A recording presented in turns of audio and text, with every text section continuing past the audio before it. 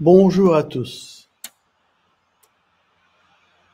Vous qui souffrez d'endométriose, vous devez absolument savoir ce que j'ai découvert ces derniers mois. Vous savez tous, presque, ce que l'endométriose et les différents stades de l'endométriose. Le stade 1, c'est surtout l'utérus qui est touché, un peu comme l'adénomiose. Ensuite, le grade 2, où c'est les troncs qui sont aussi touchés.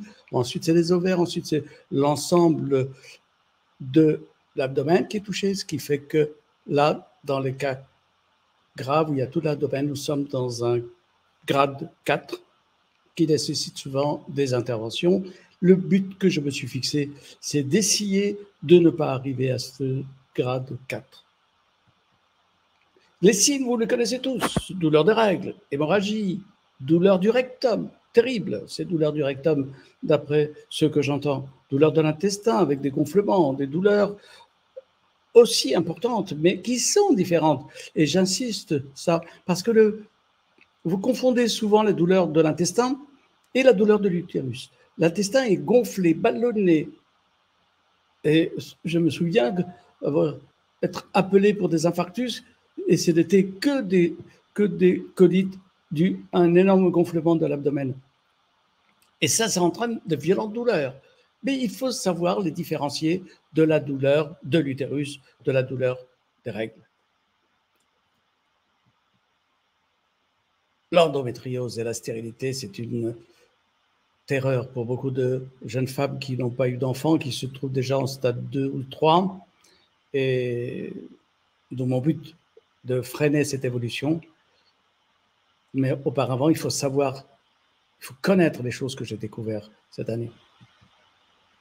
Ce qu'on vous dit depuis des années, c'est que l'endométriose, c'est une atteinte gynécologique avec des cellules qui sortent de l'utérus à travers les trompes et vont contaminer l'intestin, la paroi digestive, qui vont contaminer le diaphragme, etc., etc.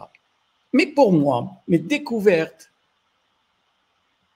que j'ai faites cette année sur plus de 200 personnes me permettent d'affirmer que ce que vous disent les gynécologues n'est que la partie émergée de l'iceberg.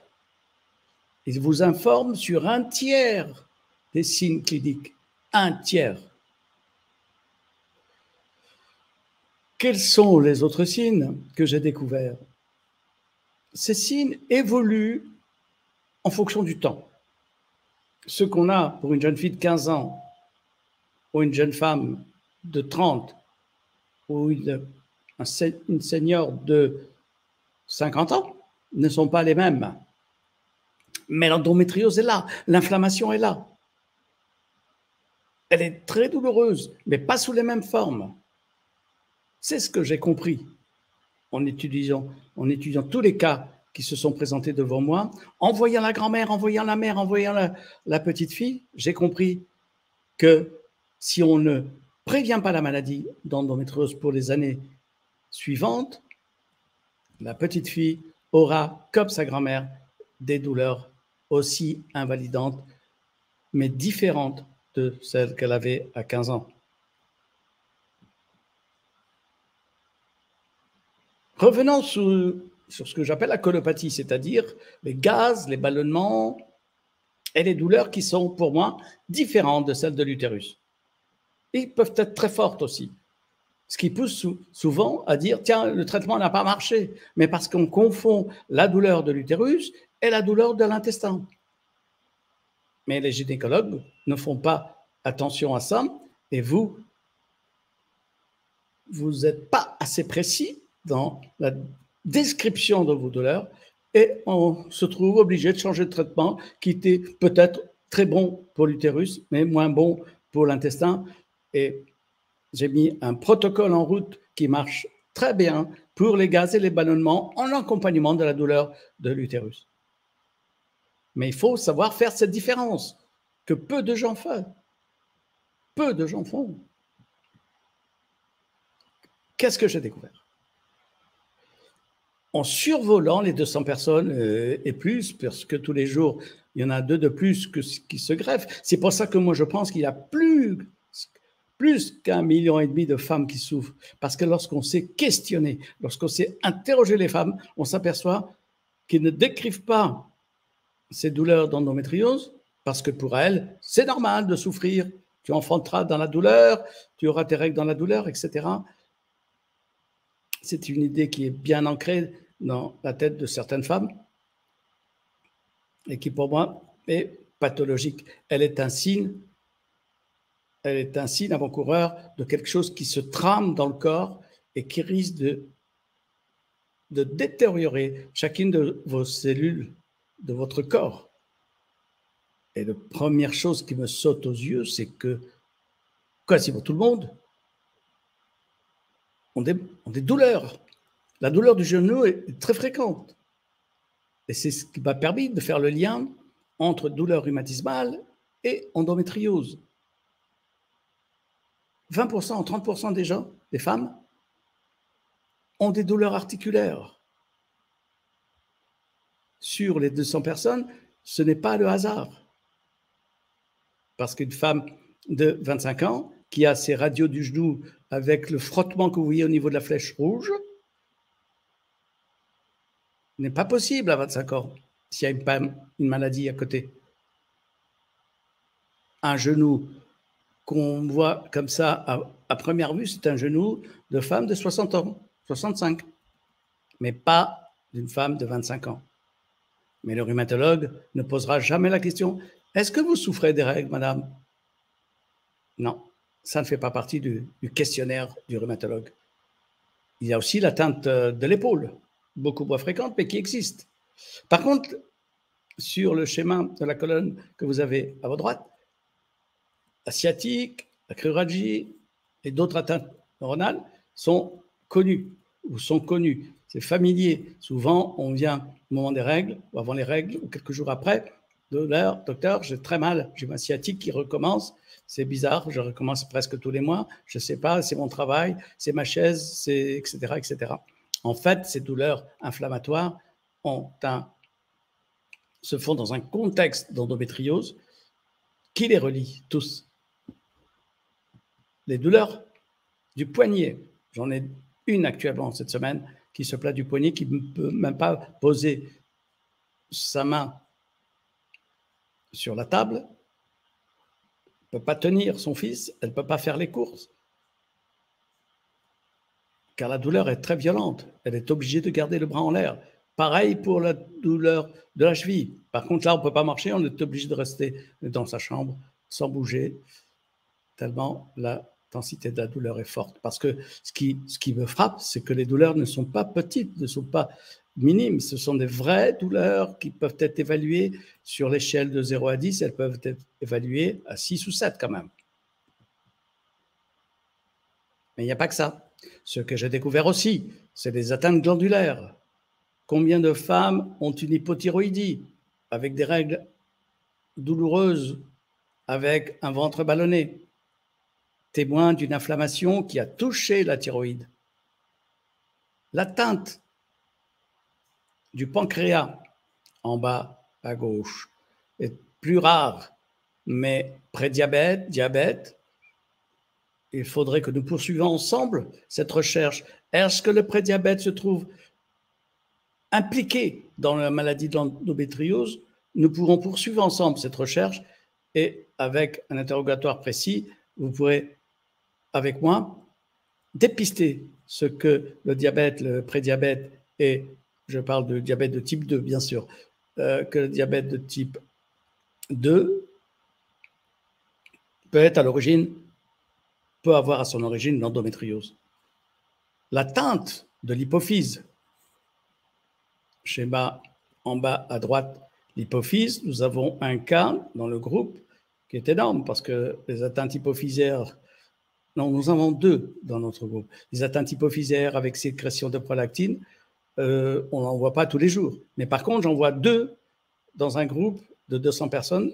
Le pourcentage est énorme. Encore plus énorme, c'est cette atteinte des surrénales que vous voyez sur l'image en haut à gauche ces deux surrénales qui se trouvent habituellement au-dessus des reins. C'est pour ça qu'on l'appelle surrénal, sur le rein. Et dans le groupe que je suis, il y a 2 atteintes surrénaliennes avec effondrement des sécrétions de cortisol. C'est pour ça que dans mes bilans des femmes qui consultent, je prescris la surveillance de la cortisolémie et de la cortisolurie sur les 24 heures. Alors, ça entraîne une réflexion là-dessus. Souvent, quand vous allez voir votre médecin, il ne va pas passer à la surrénale parce que ce qu'il va dire, c'est « oui, vous avez l'endométriose, vous êtes déprimé, et c'est pour ça que vous êtes fatigué ». Et il ne dira pas, pensez à chercher si la surrénale, qui est cette hormone qui nous permet de lutter, de batailler, d'être moins fatigué, est-ce qu'elle marche bien ou est-ce qu'elle est fatiguée, son taux de sécrétion de cortisol est trop faible. Et je pourrais vous montrer, elle est tout à fait d'accord de parler devant vous, de cette femme infirmière qui était au ras des pâquerettes il y a un mois et qui, la semaine dernière, me dit, docteur Haddad, j'ai fait le Tour de France, j'étais à Bordeaux, j'étais à Paris, puis j'étais en Belgique. Elle qui ne pouvait pas faire 1 kilomètre sans être épuisée. Donc, quand on est fatigué, doser la cortisolémie, ce n'est pas parce que votre cerveau travaille trop et que le gynécologue a dit « ouais, c'est parce que vous êtes soucieuse à cause de ça, etc. etc. » Non, faites un dosage de cortisolémie. D'autres atteintes un peu plus embêtantes, là, pour le système nerveux central et périphérique, vous avez les nerfs qu'on vient de citer, la sciatique, la cruralgie, etc. Il y a des atteintes plus profondes, plus au niveau de la moelle épinière, au niveau du cerveau, avec un tableau inflammatoire, y compris la migraine. Et le heureux hasard, c'est que la semaine dernière, une femme que je connais depuis très longtemps, à qui j'ai donné des tas de médicaments pour la migraine, lorsque j'ai soigné son endométriose, elle m'a téléphoné 2 jours après, docteur, je ne sais pas ce qui se passe, mais j'ai plus mal à la tête. Dans les mêmes circonstances, avec mes règles, j'aurais eu un cerveau qui explose de douleur. Donc, le traitement que j'ai mis au point pour les douleurs de règles marche aussi sur les migraines, surtout quand elles accompagnent les règles, même avant. Il faudrait ensemble que nous fassions une étude sur les migraines, parce que pour ceux qui ont des migraines, les neurologues essayent des médicaments très compliqués qui atteignent le cerveau, qui dérèglent votre cerveau pour essayer de bloquer les neurones. Il ne faut pas bloquer les neurones, il faut bloquer l'inflammation tout simplement. Et là, il y a une étude à faire, vous et moi, pour savoir si le traitement de l'endométriose va calmer les migraines que vous avez. Et là, on pourrait publier ensemble cette information, qu'il n'est pas besoin de prendre des neuroleptiques ou des tas de médicaments hyper dangereux, et que plutôt prendre un anti-inflammatoire.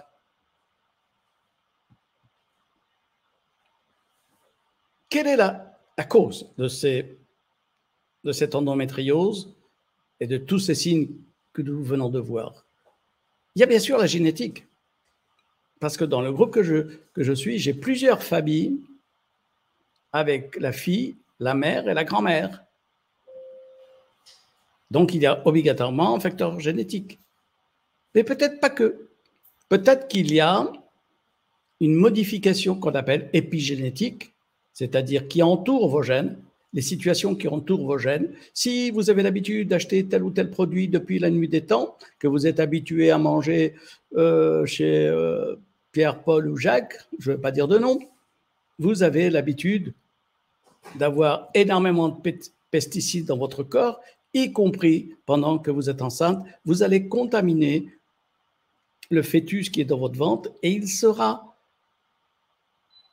disons, modifié. Oui, des chercheurs américains ont montré que la vulve d'un enfant, d'une fille née d'une femme qui est endométriosique est modifiée au niveau de la vulve et au niveau du rectum. Il semblerait qu'il y ait un raccourcissement entre la vulve et le rectum, mais c'est une seule étude, je ne vais pas l'insister, mais sachez que votre que votre fœtus peut être modifié par votre alimentation. Donc, ce que je recommande aux femmes qui ne sont pas encore enceintes ou qui sont déjà enceintes, de manger une alimentation complètement bio, riche en vitamine D. J'ai parlé de beaucoup de maladies graves pour vous faire sentir le problème. Je ne l'aurais pas fait si je n'avais pas découvert aussi, par intuition, par message divin, je ne sais pas, si je n'avais pas trouvé aussi la solution pour régler ce problème. Tout est arrivé comme par miracle.